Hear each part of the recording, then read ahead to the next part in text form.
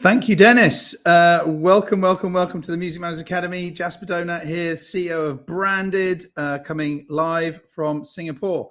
Welcome back. Well, the Music Managers Academy is a series of virtual events that we have designed to build a foundation for next generation business leaders to really learn and upskill about not just the music industry, but the media and entertainment industry in general, through the mentorship and knowledge sharing of some amazing global industry icons. And boy, have we had fun. Our first 7 modules, we've covered publishing platforms, getting noticed, artist management, production, working with brands, and the crazy world of NFTs. And we've been watched by, and I'm really proud of this, drum roll please, over 100,000 views on our YouTube channel. So that's pretty amazing for B2B content. That's really cool. Plus, of course, we were live in Singapore back in November, and hopefully we'll be welcoming everyone back to Singapore in September for All That Matters, but I'm not allowed to talk about that yet. The content is virtual, the content is live, and it's fireside. But we want to hear from you. We want it to be interactive. I say this all the time. Please get your questions in, and I'll ask the speakers. And we have got some amazing speakers today. I'm really excited that we're celebrating International Women's Day and talking to 5 great friends who also happen to be some of the most respected business leaders in the media and entertainment industry. We're not just talking to music people today.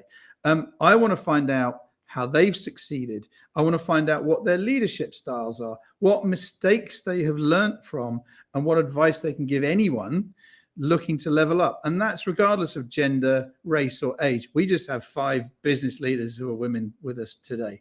In a minute, I'm going to introduce you to the speakers. But before that, as you have noticed, and I'll say this all the time, the Music Managers Academy is free to attend. And that is 100% thanks to our supporters and partners. So thank you. We love you, YouTube. We love you, Believe. We love Eureka, Dolby, and Steinberg Protocol, and all of our media partners and what have you as well. So thank you for making this possible. Thank you, our viewers, for joining. Please do learn. And as I say, please, get those questions in. So on with the show. If we could just show all of our wonderful speakers today. Today we are exploring the relationship between. I just got the wrong. This is from my last script. Today we have 5 great speakers. We have 3. Sorry about that. It's live. I did say it. And it's because I'm really petrified because I'm interviewing 5 women. But we have 3 music industry leaders, and we have 2 from the broader media industry today. We're going to talk to each one by one and then bring them back together for Q&A. So please do get your questions in when you can. On the music side, we have Ros Pineda, who is in Hong Kong from Sony Music. And we have Dalia Wijaya, who is from Believe in Indonesia. Selamat sore, Dalia. Selamat sore. And on the media side, we have Ivy Wong, who is from VS Media in Hong Kong, and the wonderful Christine Fellows, who is NBC Universal's APAC CEO here in Singapore. So we're going to talk to you all individually in a minute. But before we meet the team, and to set the scene, earlier today, we sat down with Heena Kriplani, who is TuneCore's South Asian head, to talk about a study that they carried out, a global study they carried out last year called Be the Change, which talked to female creators and artists. So I got to interview her earlier. So over to you, Jasper. Thanks, Jasper. Hey, Heena, thank you so much for joining us at the Diversity Matters session today. So tell us a little bit more about the survey, tell us about its goals, and what were some of the key insights? Thanks for having me, Jasper. So about the survey, in 2021, TuneCore and Believe sponsored the Global Media Survey, so where we asked about 401 female creators about their goals, challenges, experiences, and inspiration. What we saw is that some of them are self-managed, some of them signed, but all of them navigating through what is a very complex male-dominated industry. I think what came to us as a surprise that back in 2020, we discovered that only 28% of TuneCore artists are female. And while that is better, than the global index of about 11%, it's still not good enough. And we wanted to understand why. That even when the barriers to entry are so low, why are women so grossly underrepresented? We found that even though the challenges are more recognized, women still face the same barriers and they're largely unsolved. And we saw that respondents agree that transparency and discourse have definitely improved, but find that real change is hard to quantify. We heard phrases like lip service and tokenism come up frequently. The plus side to the survey finding was that there is a clear, bold vision of what the real change should be.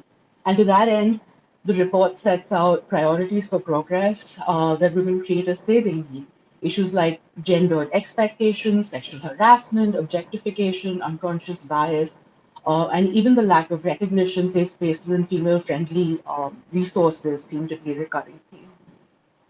And so, again, just to establish that this was carried out with creators and artists last year.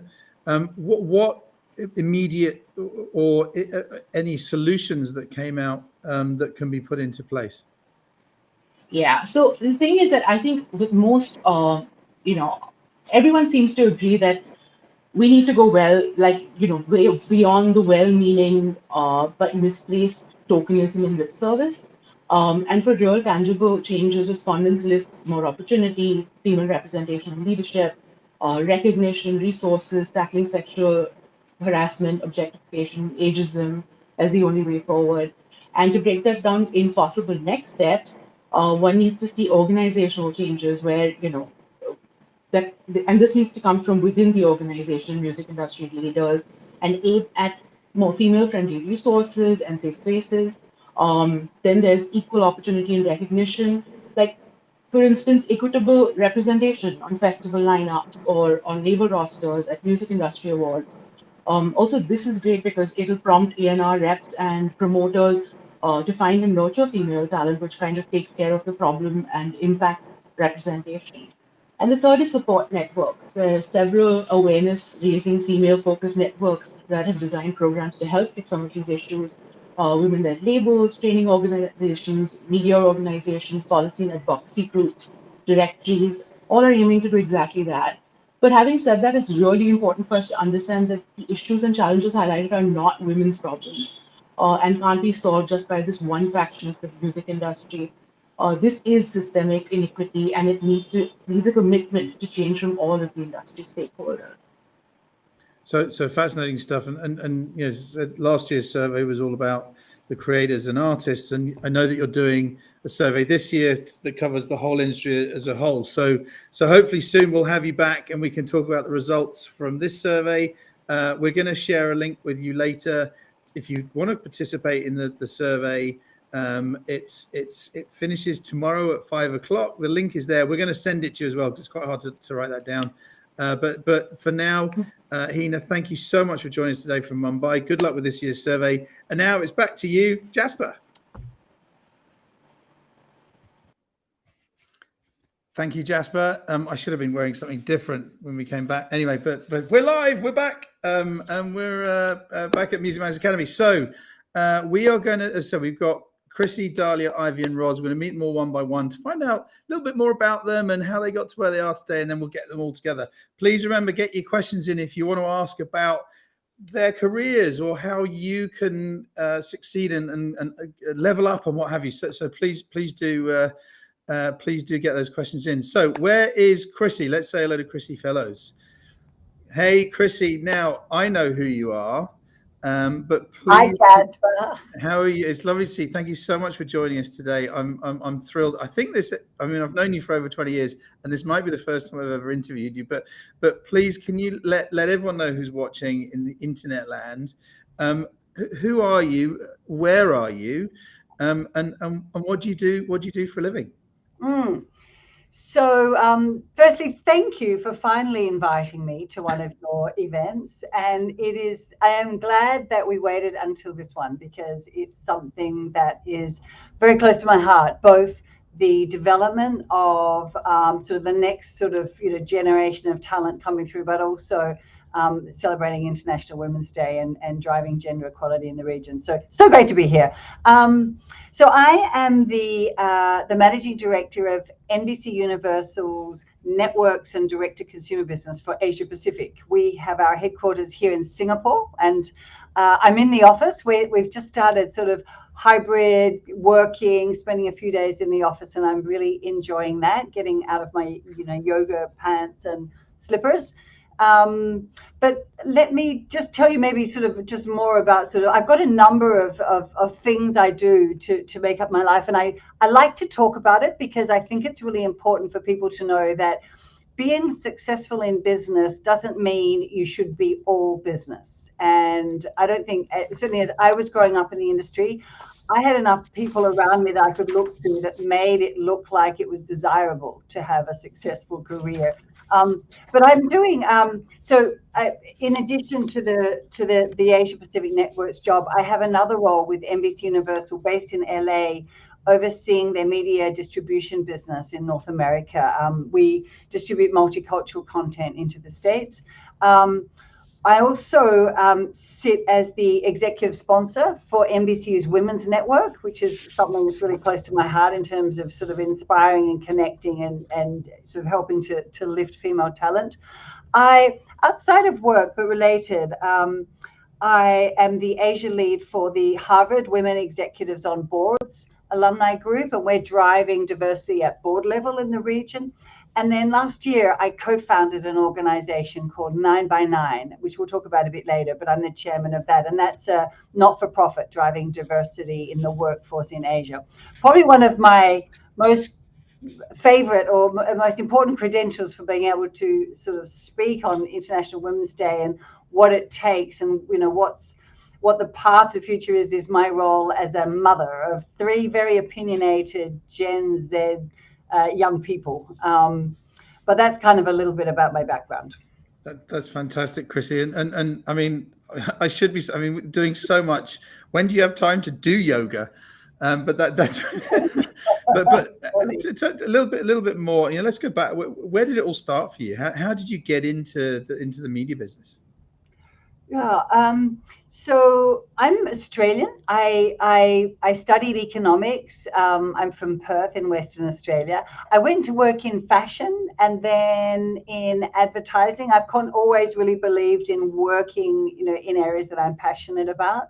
I moved to Hong Kong about just over 30 years ago. So I've lived most of my life in Asia. I was in Hong Kong for 20 odd years and then the last 10 here in Singapore.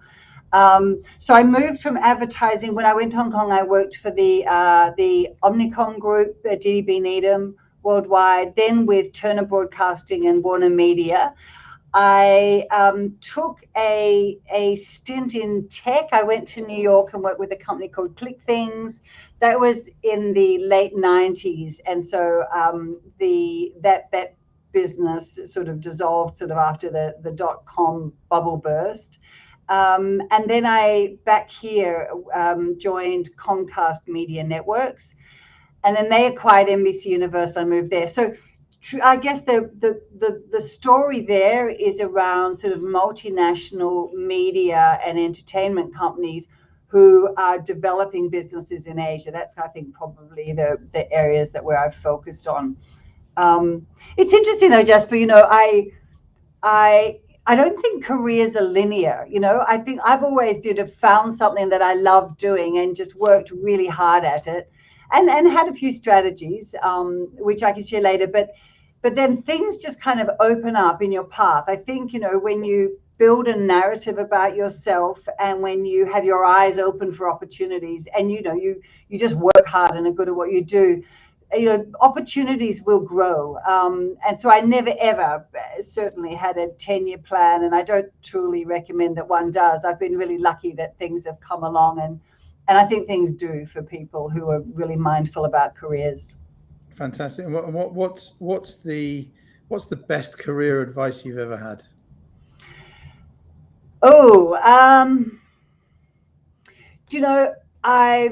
First of all, the best career advice I've had has come from girlfriends. I want to say that I've always gravitated to kind of cool working women and formed really great friendships around shared experiences. It's really tough.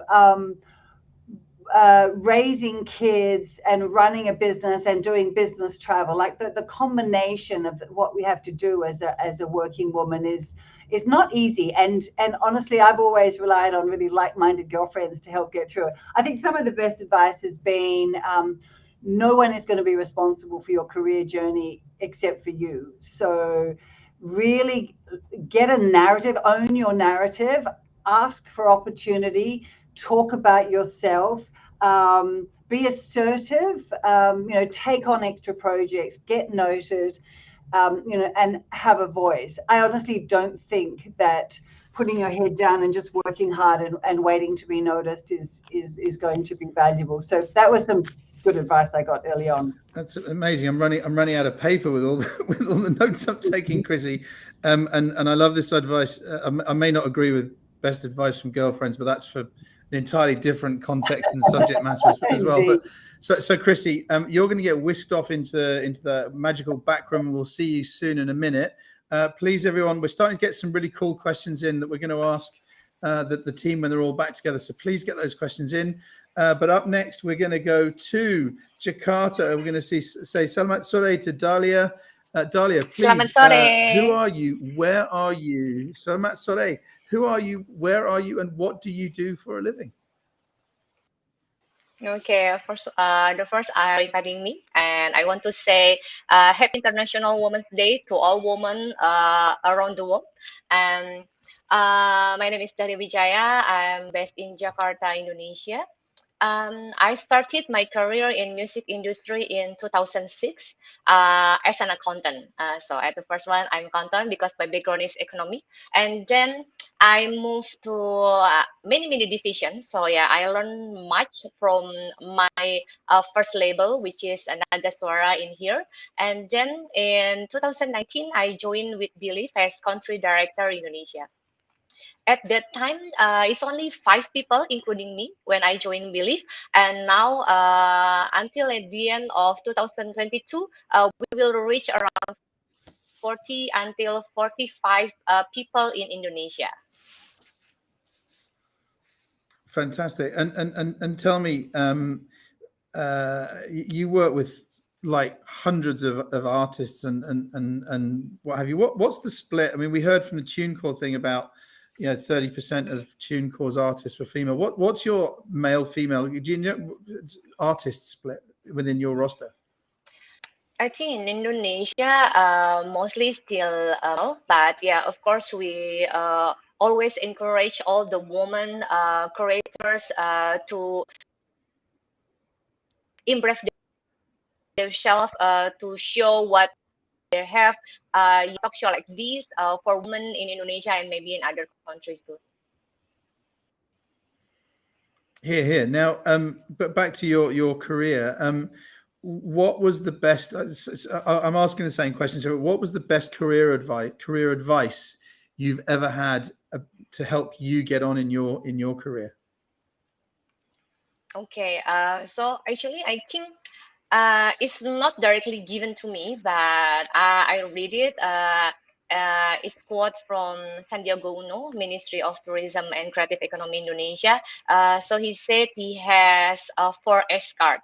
So the first one is hard work, and the second one is smart work, and the third one is finish your work, because sometimes we not what we already started. And the last one, work sincere. I think if we combine 4 of them, I think we can success in any business. So hard work, smart work, finish work, and be sincere. Yes. By the way, we're doing this session just for me. I don't care about other people. I just want. Yeah. And okay. So Dahlia, thank you so much for joining us. Terima kasih.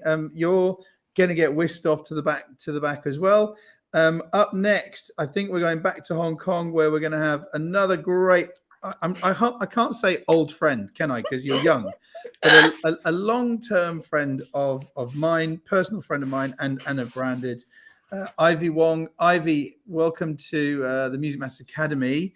It's not your first time you've been on that I've interviewed you, but Ivy, it's brilliant to have you here. You are such an icon in the media business in Asia Pacific. Please tell me well, tell everyone else what do you do for a living? What do your family think you do for a living? But what do you actually do for a living? Hello, everyone from Hong Kong. Sunny day here.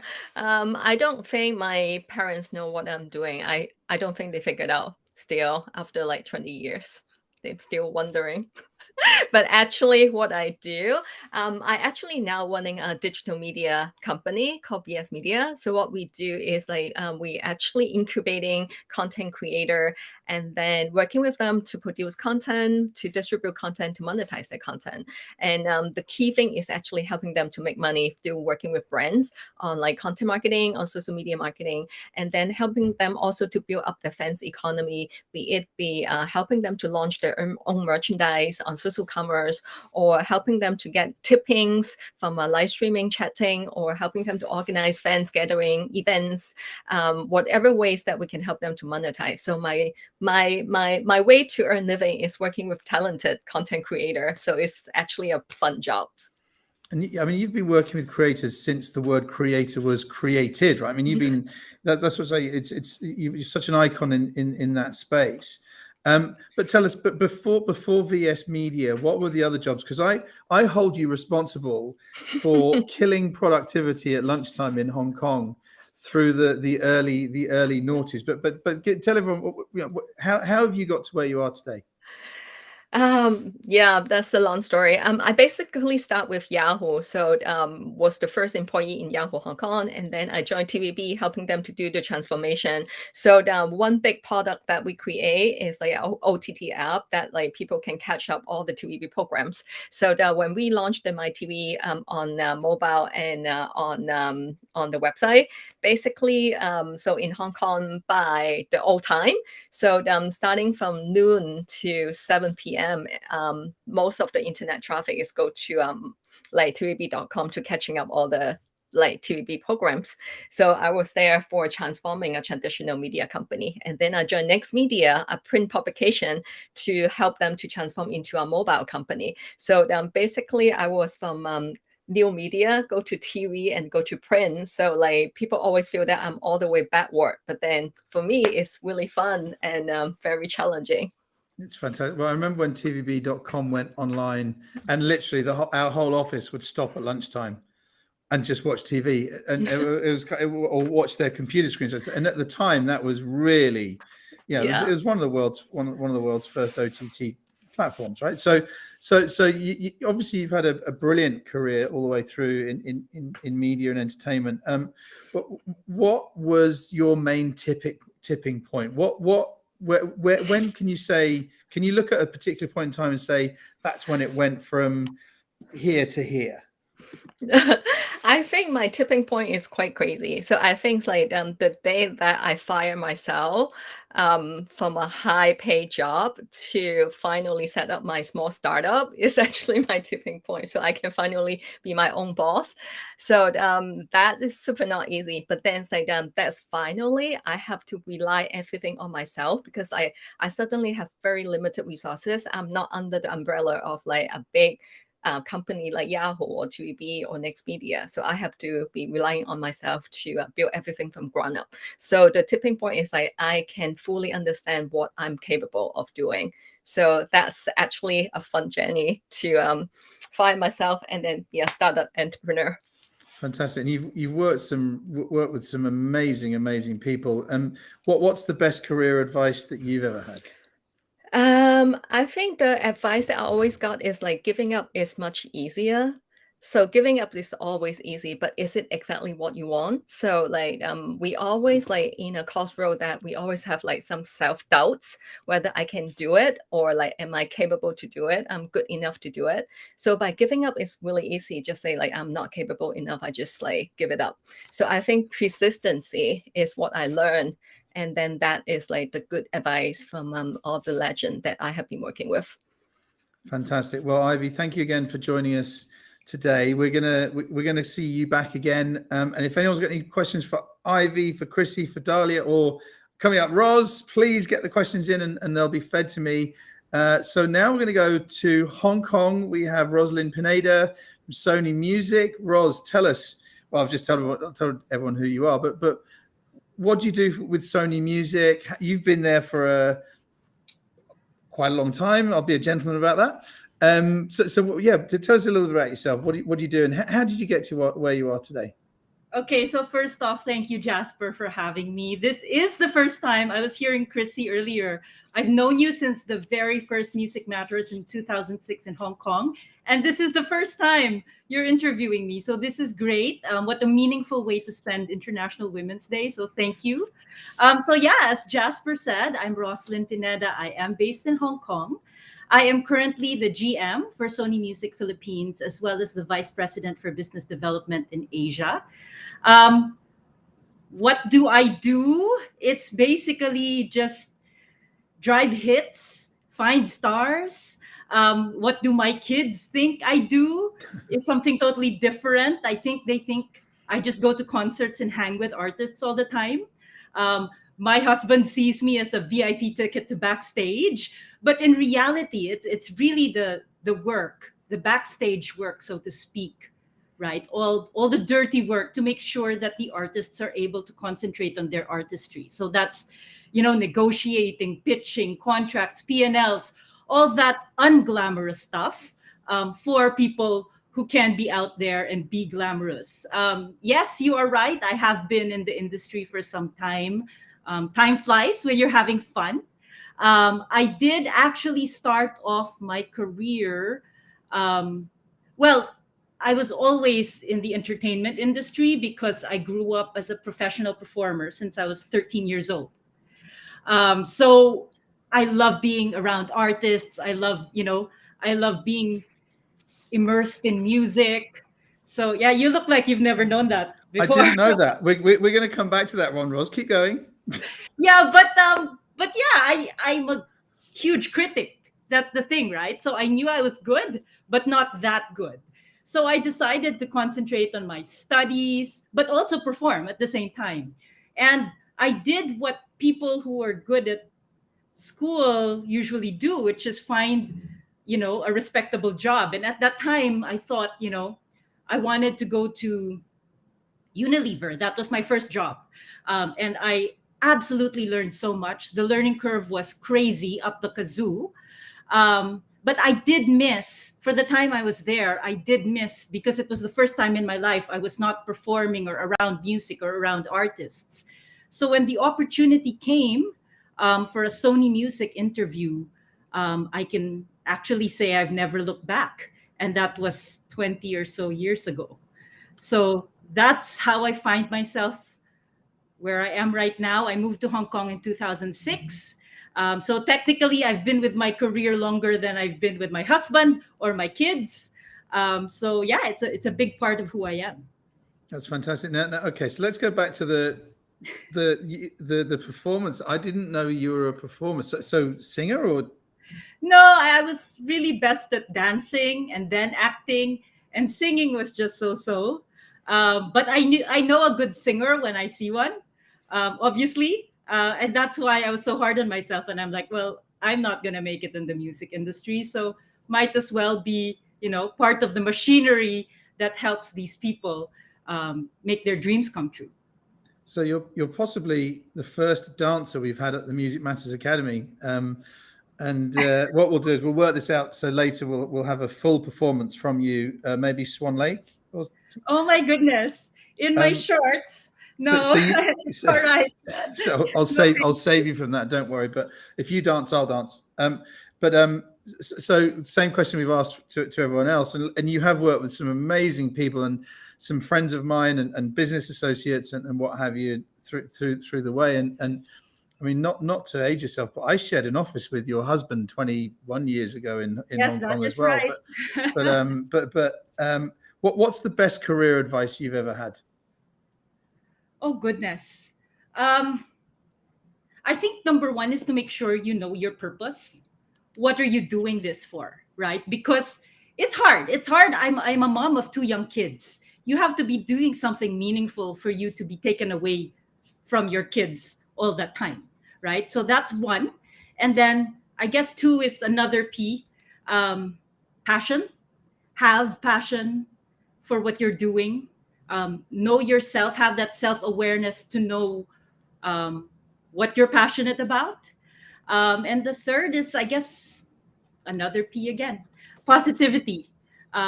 Everything always works out, right? Sometimes you get into things and you're like, how in the world is this going to work out?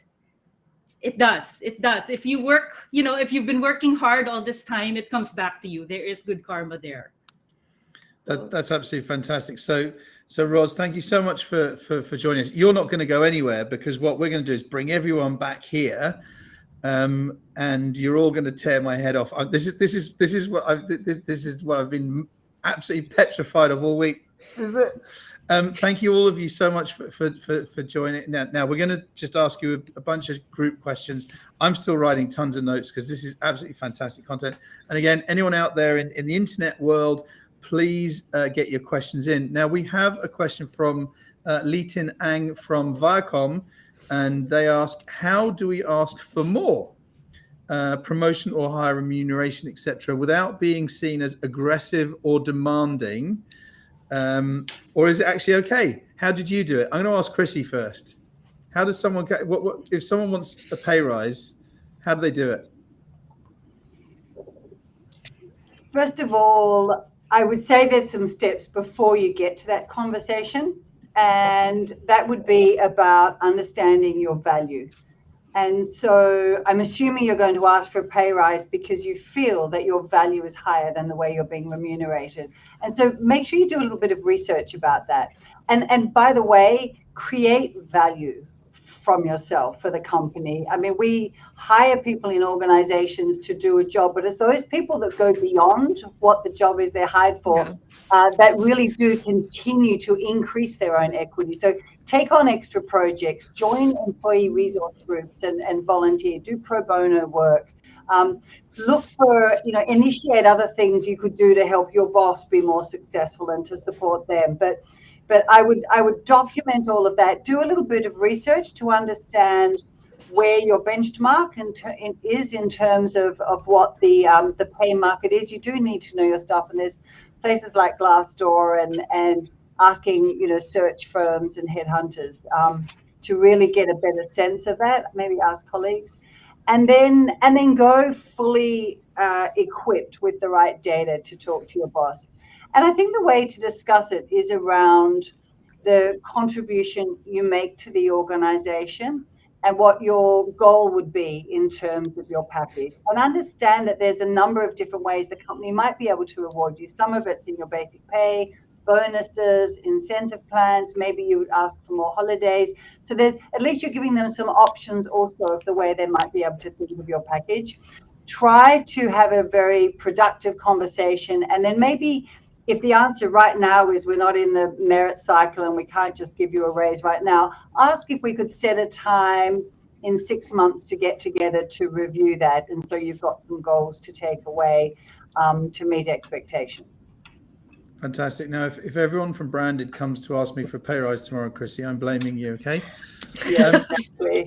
Dahlia, is it the same for you? I don't know if it's the same in Indonesia, a very different culture set. How do people ask for more? Yeah, I think similar like a Christian, that you need to know your value. Do you already have a good performance? What you bring, your contribution for the company, and if regarding the promotion, is the position available or not? And of course, we usually have like SDR time, maybe once a year. So I think that's the time, the good time to you to ask the promotion or to higher pay. Yeah, of course, check your benchmark, check your value, check your performance and everything.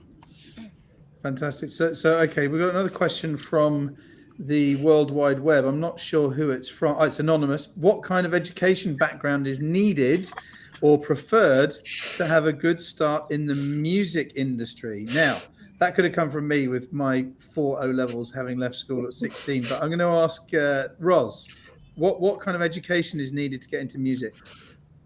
I think to get into music is, well, I'll start with myself. I have a legal management degree because I wanted to be a lawyer, right? So if you're gonna start, fresh out of college, it it would be great to see why you picked that, why you picked your course. It would be great to see what you did with your time. Did you, did you spend time learning extracurriculars and all that, right? It would be good if it's for a specific role. For example, if it's analytics, of course, it would be good for your career, for your course to be related to that, right? But if you're starting out, we're really open. I've learned to really be open because there are people who do what we call mid-career changes, and that's perfectly fine as well because they bring a new perspective to your team. So I wouldn't say that we're only looking for music management majors or music business majors. We're looking for all types of people because our audience are all types of people. Having said that, of course, you have to be qualified for your job, and have to be able to demonstrate that. So, Good answer. Ivy, the next question we have is from Michaela Belcher from Reed Smith. I'm going to ask you, Ivy, when hiring people, what attributes do you look for your respective teams? What do you look for in young people coming through the industry? Any particular skills, values, or attitude, etc.? Ivy. I am very old school, and I really love media and entertainment industry because I feel like media can create influence. It can change the world by delivering like a positive message. So when I like hire people, I like first looking at like their mission, what is their belief, and then whether they are really passionate in this industry. So media has influence, but also this is not an industry to work on. So especially for ladies, because it used to be a big boys club. So every senior management is like guys there. So we're working so hard, but it's really hard to climb up there. So what I'm looking at is like they are really passionate. They have a strong belief that they can create a big difference to the world.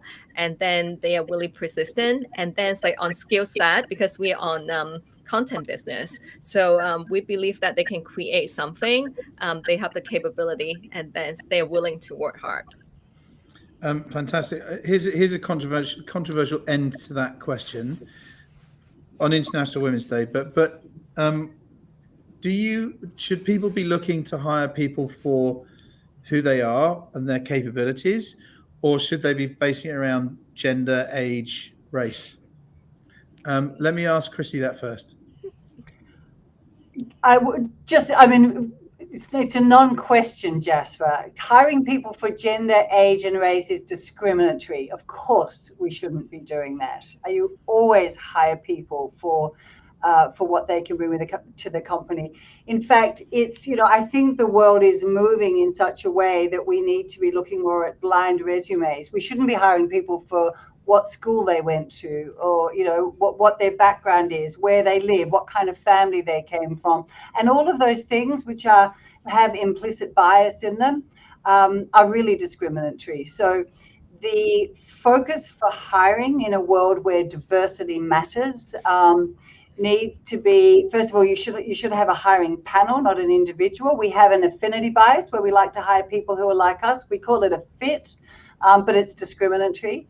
We should hire with panels, and we should have a fairly well-stated and transparent set of criteria that are standardized for each candidate, so that we're comparing the different candidates on the same criteria. So hiring practices really need to change because there's enormous discrimination that happens at that level, as do the decisions about promotions.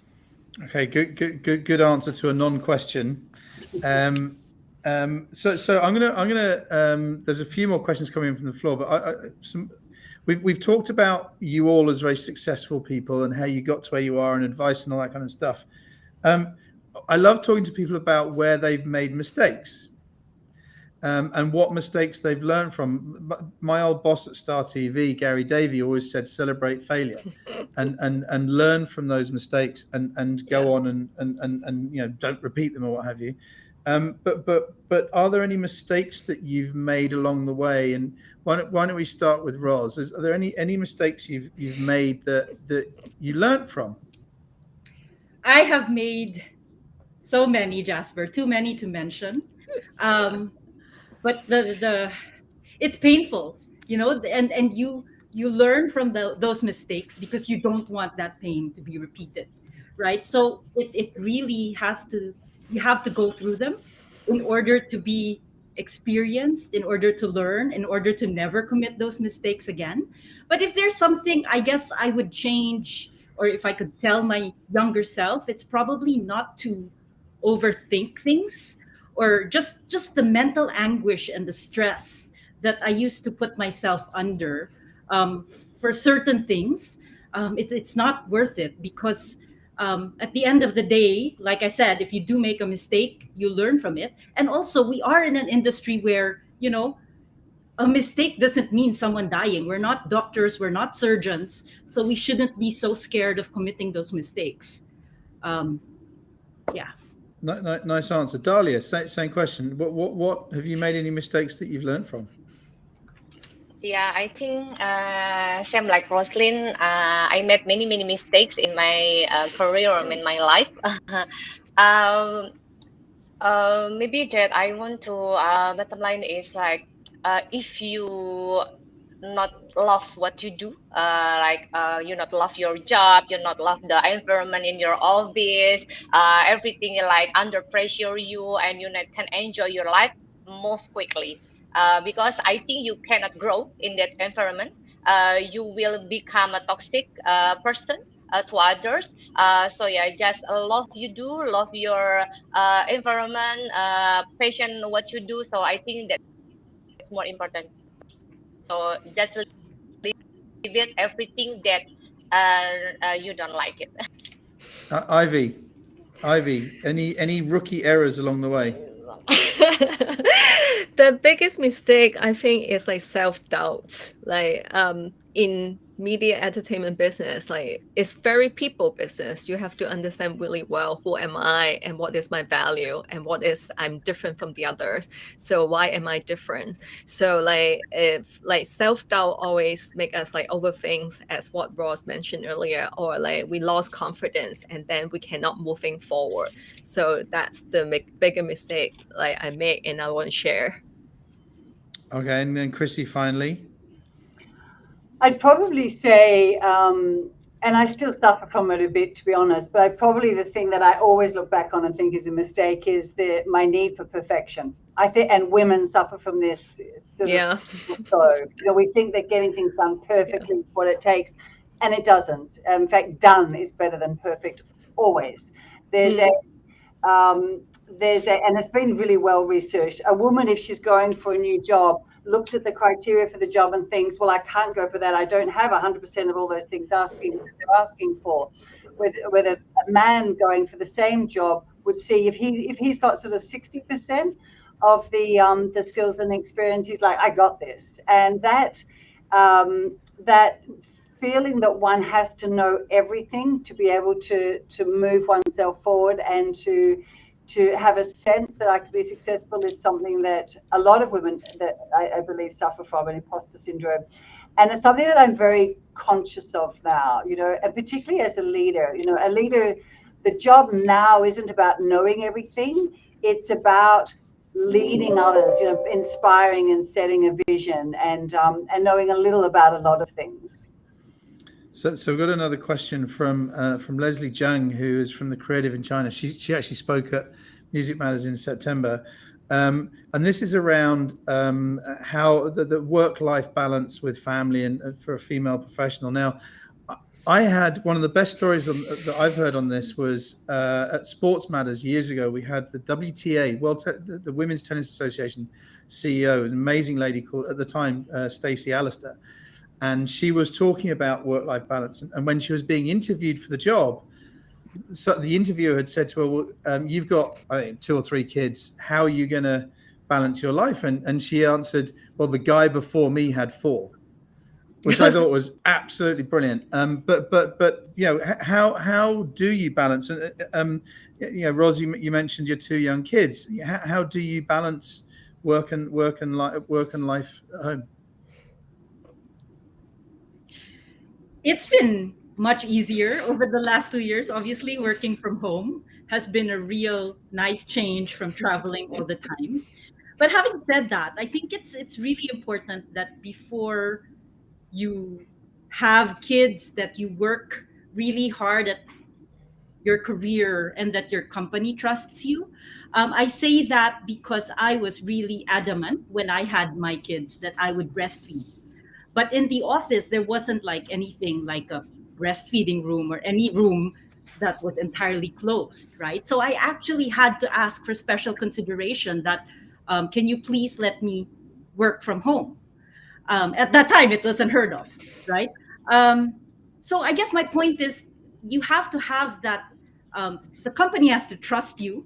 And obviously I had been with them for a long time, and they know that I wouldn't be, you know, even if I was at home, I would still be working. And actually, that was the time I hit my highest targets, when the company allowed me to do that, because I was just so grateful, right? So my point is, you just really have to work hard, and the company will see that, and will see your dedication, and will understand when you have to take a day off from work. I mean, we have leaves, right? But if you have to leave early to bring your kid to the doctor, I mean, understanding bosses will know that you're doing what you're saying, that what you're doing, and that at the end of the day you will deliver results. I think that's it. It should be really results based, rather than you know, how much time you clock in at the office. Nice answer. Ivy, same question. Work-life balance for you. I am lucky I don't have kids, so it's easier for me. So I just have 6 dogs, so I have to take care, and my husband. So work-life balance for me is like work and myself. Like I think it's like women seems to be always working 24 hours a day nonstop, but then haven't have like some time to spend with themselves, or spend like taking good care of the personal self. So like for me, it's like basically I'm like forcing myself to at least have a rest on Sunday with my family, and then it's like do nothing. It's like not checking emails, like not worry about anything regarding to job, just like get myself stand still to like pamper myself a little bit, and spend some time with the family. I think like I'm forcing myself to learn to treat myself better. Good for you. Chrissy, you might shout at me for this question as well, but do you think there is a glass ceiling out there in the media and entertainment business for women, or are opportunities equal? I know they never used to be equal, but are opportunities more equal now in the media and entertainment industry, Chrissy? Do you know? Yes, there is a glass ceiling. I think there's a glass ceiling almost everywhere. We have in the music, and I can really speak about the entertainment industry because I haven't got the data on music, but in the entertainment industry, we tend to have more female employees in our population. So in my company, about 65% of our employees are female. And actually in broader industries, Jasper, you know, here in Singapore, women are equally educated and they're coming into the workforce in equal numbers. So, but what we find is as you go up the ladder, it just gets narrower and narrower in terms of the proportion of women in senior leadership. Certainly when you get to the C-suite and to the board level, there's really a very small minority. So it's really the challenge we have, and in Asia, our research has shown around 20% of senior leadership positions are held by women. That's it, which is just, it doesn't make any sense. There's a gender pay gap in every market in Asia. That also is not acceptable. We're 165 years away from narrowing that gap. And during the last 2 years, during the pandemic, we've gone backwards by a generation, about 36 years. So I think our industries, they attract more women. I think the challenge for us is making sure we can keep women in our workforce and we can elevate them. And the way to do that is by eliminating unconscious bias. It is by far the greatest obstacle to women's growth. And women, particularly in Asia, where a lot of societies are more conservative and more patriarchal, and the gender expectation around women is that motherhood will be, their most important role, and more so than careers. And again, as a mother, I don't argue with that, but that carries over to the workforce. And what we need to do is to make sure that we can accommodate women having full and satisfying roles as mothers, as well as contributing to the workforce in a meaningful way and being able to grow at work. And that just requires, it's work. It requires policy. It requires a lot of practices and education and setting targets and just doing a whole lot of stuff, but being very conscious about it as we build companies. Thank you, Ivy. I know you were nodding a lot through Chrissy's answers. I just want to say something. Like, I feel like I do really want to send my appreciation to Jasper, because like when I joined Digital Matters and All the Matters like 10 years back, I told Jasper why the whole conference, like 100% speaker are male, like there's no female speaker there. And then it's like Jasper make a very big effort. It's like every single year he has like female panel, he has like female section. He say that it's like I have to create something that's like the female can also talk on the stage. I think it's like we need to do something to make the difference, because I'm totally agree with Christy. The glass ceiling is always there. So like when we climb up higher, like it's really hard. It's like for example, like the TVB board, so they have like 11 people, only one female there. So basically just the senior management is still what I'm saying, big boys club. So like I feel the industry have to pick some effort to do it. Then that's where I keep locking, because I'm really appreciate what Jasper that you are doing to put the female power out there in the industry. Thank you, Ivy. I will say that one of the biggest challenges I have in curating these sessions is men are much more comfortable speaking on stage. I whether it's a human nature thing or not, they are actually, if you look through our data, 4 times more likely to accept an invitation than a woman. And in Asia as well, a lot of Asian cultures as well, certainly North Asia, even less likely to want to accept. So we do try really hard to get more and more women on stage. It's tough, but it's hopefully more and more women are getting comfortable to speak. I at one stage when the whole audio, the Clubhouse thing was going, there was one thing I noticed about that women were much more comfortable speaking when there wasn't a video camera. And no, it was true. It was true. We did a few sessions where it was much easier. And I don't know if it's again human nature, boys with the whole peacock effect. Look at me, and stuff. So, but thank you for your very kind words, Ida. That's very very kind of you. Look, we could keep on talking for hours and hours and hours about this. I've got so many more questions that we're not going to have time to ask. So I'm going to ask 2 more questions. There's one question that's going to come from me, and then we've got one question from a 10-year-old in Hong Kong, and I know his mum and I know him, and it's possibly the best question I've ever seen in 35 years of doing this. But my question first, and we'll finish with his. My question first is for all of you, one by one. Let's start with you, Dahlia. Regardless of age or race or gender, nothing to do with International Women's Day or diversity or anything like that. What's really exciting for you right now? What I'm exciting with me for now is I can see more and more women, not only in the music industry and across all the industry in the world. So yeah, I'm happy with that, because top management women can be inspired to other young women. So I'm happy with that. I'm excited with that. Fantastic. Ros, what's really exciting in Ros' world?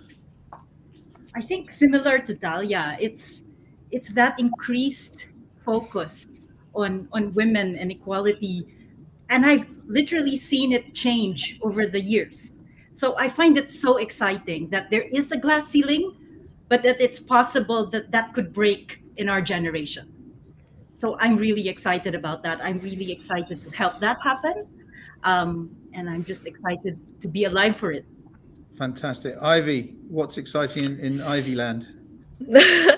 the world is so negative right now. Everyone is so upset and so sad. So I think as a media person, we can bring positive energy to the world. So like I think that's the most exciting part, that we are in this industry together.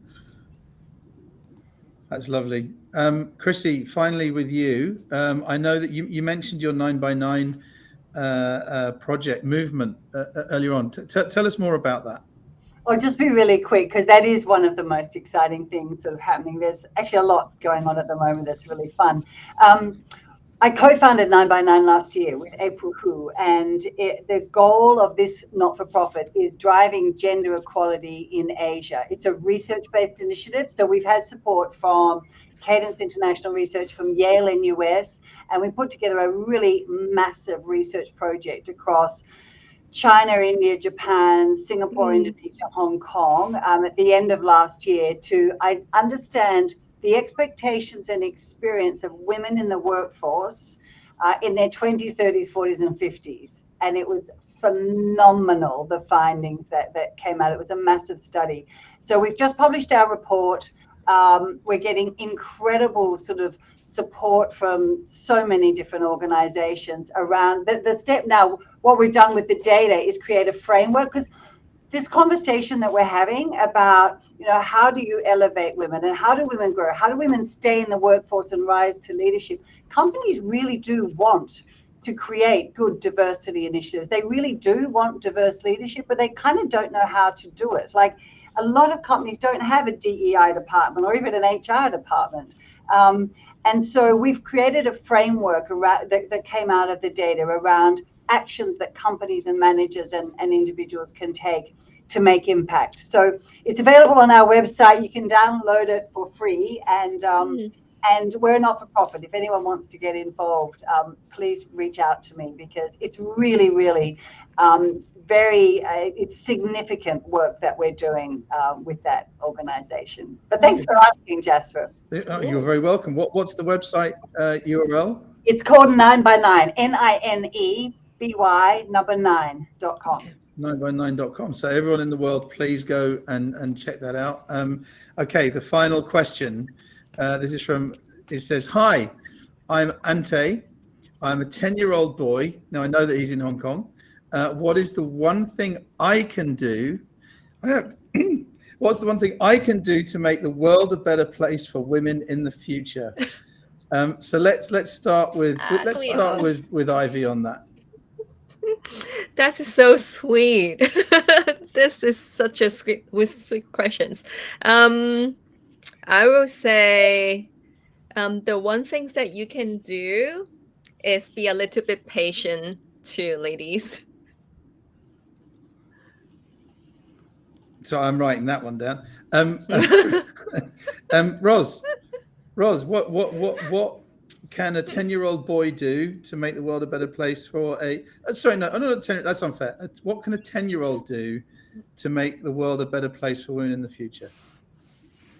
Well, first off, keep asking questions like that. That will definitely help. I love the question. I guess it's basically, it's respect, acknowledging that women are different from men, but not less than them. So I can't say that. Surely you won't agree that your dad is better than your mom, right? They're different. They have different strengths. So just keep that in mind. And then the last thing is that to just be empathetic all the time. Try and put yourself in that lady's shoes, that girl's shoes. It's not always easy, especially if they have to walk in heels. So try to walk in their shoes, and realize that they need your support. Walk in mummy's shoes. My mother's probably watching this, by the way, so that's why I said that. Hi, Mum. Hi. And Dahlia, what advice can we give a 10-year-old full stop, not boy or girl, 10-year-old to make the world a better place? Respect all the women. Respect all the women, including your mom, your teacher, your friends, and treat them equally. Very good. And Chrissy, so you had the first word. Chrissy, you're going to get the last word. What would you say? And thank you for that, young gentleman, for asking, because I think the biggest thing that we can do to change the world is to raise our sons differently. I think that I would suggest that wherever you, young man, wherever you see that women are treated differently because they are women, then you need to step in and make a point of saying that that is not fair. It's very important, and the research has shown that men have to, and this is not saving women, but men have to speak out when they see women are treated differently because of their gender, because that is discrimination, and it's the obstacle for women really being successful in the workplace. Brilliant. So look, thank you so much. We've gone over an hour, which means I'm in a lot of trouble for going over time. But I'm only in trouble with myself. So hey, but listen, this has been absolutely fabulous. And as I said, I've written so many notes, and that I'd just like to. But if I can say thank you to all of you. We talked about so many positive things that have come out of this. We talked about don't be all business. Do what you love. Do what you love. And I think you all pretty much said do what you love. We talked about respect your own narrative, be assertive, don't be afraid of hard work, but smart work, finish your work, and be sincere about your work. I thought it was very nice as well. Giving up is easy, be persistent, know your purpose and make it meaningful. I thought was great as well.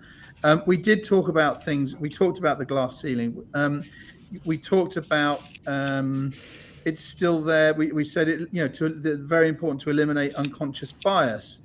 We talked about being patient, keep asking questions, acknowledge your strengths, be empathetic, for the next generation to respect all women equally, to respect everyone equally. Let's face it, and speak up if you see any discrimination.